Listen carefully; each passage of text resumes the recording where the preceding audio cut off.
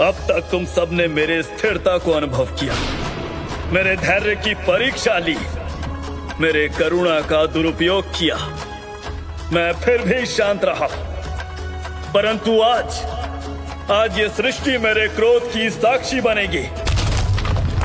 मैं केवल एक योगी नहीं, एक संहारक भी हूं। जब धर्म को ठेस पहुंचती है, जब प्रेम का अपमान होता है, तब तांडव जन्म लेता है। और अब मेरे तांडव से यह संपूर्ण ब्रह्मांड भस्म हो जाएगा।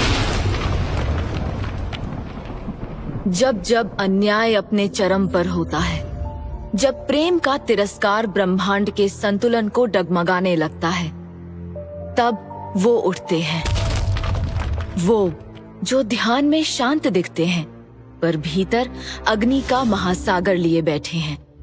मेरे अर्धनारेश्वर शिव।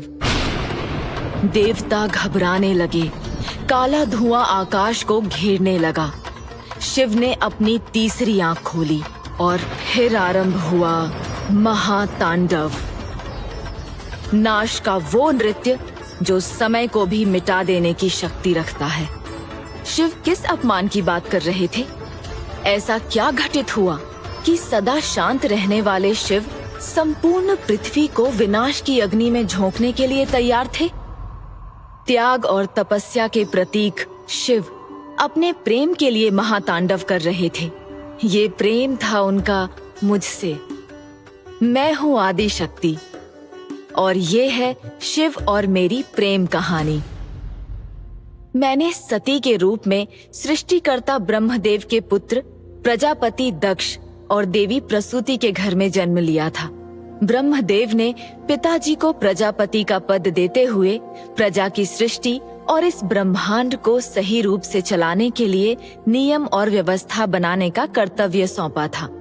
अपने परिचय में पिताजी स्वयं को जगत के पालनहार विष्णु जी के सबसे बड़े भक्त बताया करते थे, परंतु उनकी प्रजा तो उन्हें शिव के सबसे बड़े विरोधी के रूप में ही जानती थी।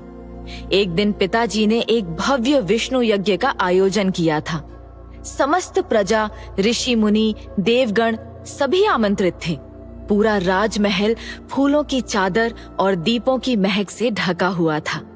प्रजा में केवल एक ही चर्चा थी, पिताजी की मर्यादा और उनके धर्म पालन का गौरव। जैसे ही पिताजी यज्ञ आरंभ करने वाले थे, तभी राजसभा के द्वारों पर भारी शोर मच उठा और फिर आई दयानंदा, लोहे की बेड़ियों में जकड़े हुए शिव भक्तों के साथ। दयानंदा ने पिताजी को बताया कि ये सभी अपराधी शिव की पूजा करते हुए पकड़े गए हैं। इस शुभ अवसर पर भी इतना अशुभ समाचार? मेरे स्पष्ट आदेश के बाद भी तुम सबने इस पावन पृथ्वी पर शिव की पूजा की। वो कोई भगवान नहीं, सिर्फ एक ढोंगी है। केवल विष्णु जी और ब्रह्मा जी ही सच्चे भगवान हैं।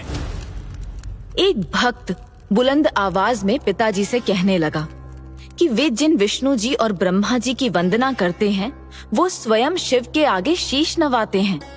शिव आदि हैं, अनंत हैं, वही परम सत्य हैं, वही कल्याणकारी हैं और वे सब उनके सच्चे भक्त हैं। पिताजी की धमकियां उनकी भक्ति को डगमगा नहीं पाई। इतना ही प्रिय है तुम्हें तुम्हारा शिव, तो अभी तुम सबको उसके पास भेज देता हूँ। दयानंदा, इसका सिर धड़ से अलग कर दो। इतनी बड़ी सजा इतनी छोटी सी बात पर, क्या ये सही है? पिताजी के इस आदेश ने सबको स्तब्ध कर दिया था।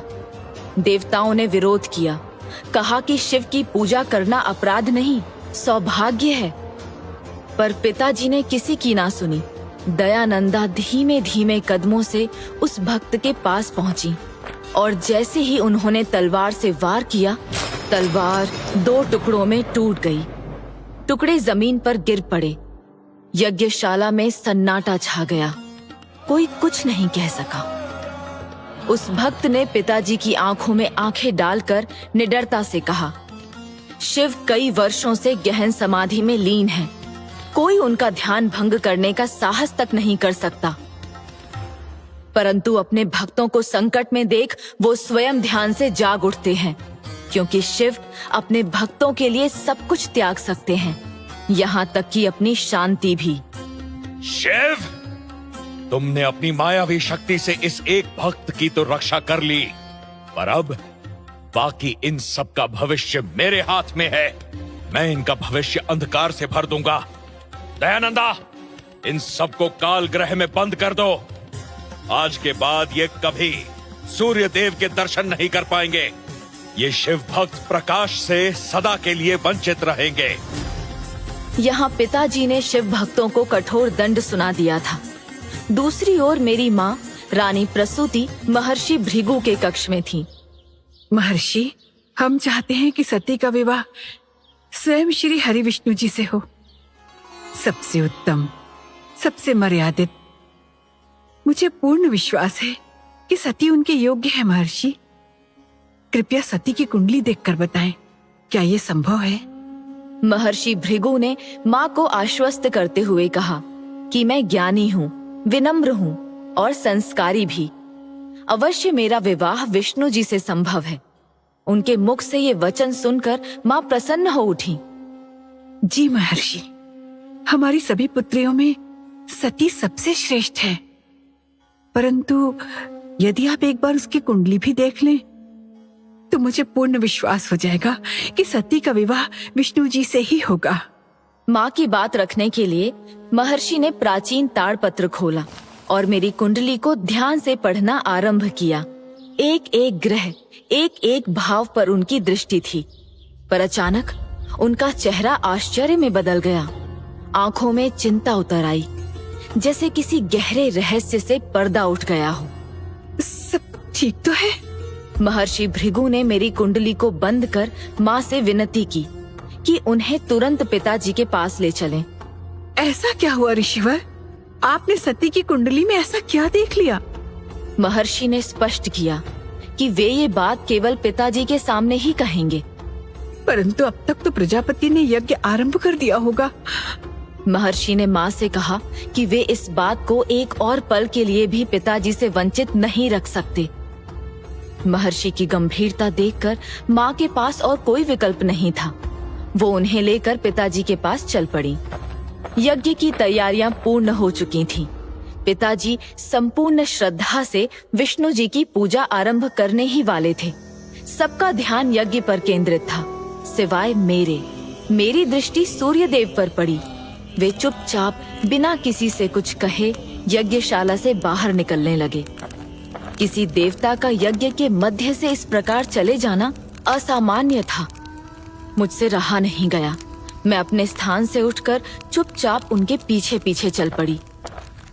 परंतु यज्ञशाला में अब भी सबका ध्यान पिताजी के यज्ञ की ओर ही था। जैसे ही पिताजी आहुति देने आगे बढ़े, महर्षि भृगु ने उनका हाथ रोक लिया। उन्होंने पिताजी से पूछा कि क्या वे ये यज्ञ मेरा हाथ भगवान विष्णु को अर्पित करने हेतु कर रहे हैं? पिताजी ने अपना हाथ छुड़ाते हुए दृढ़ता से कहा, अवश्य। महर्षि भृगु ने पिताजी से चेतावनी भरे स्वर में कहा कि वे प्रयास कर सकते हैं, किंतु मेरी कुंडली के अनुसार मेरे भाग्य में शिव की अर्धांगिनी बनना ही लिखा है। यही मेरी नियति है। महर्षि भृगु के शब्दों ने पिताजी को विचलित कर दिया। उनका चेहरा कठोर हो गया। आंखों में क्रोध और घमंड एक साथ उभरने लगा। ये आप कैसी अनर्थ की बातें कर रहे हैं महर्षि? महर्षि भृगु ने कहा कि ये बात वे नहीं, स्वयं ब्रह्मदेव कह रहे हैं।